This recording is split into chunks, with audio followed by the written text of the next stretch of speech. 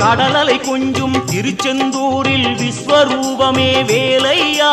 பழமுதி சோலை அறுபடை வீடும் புண்ணிய தரிசனம் முருகையா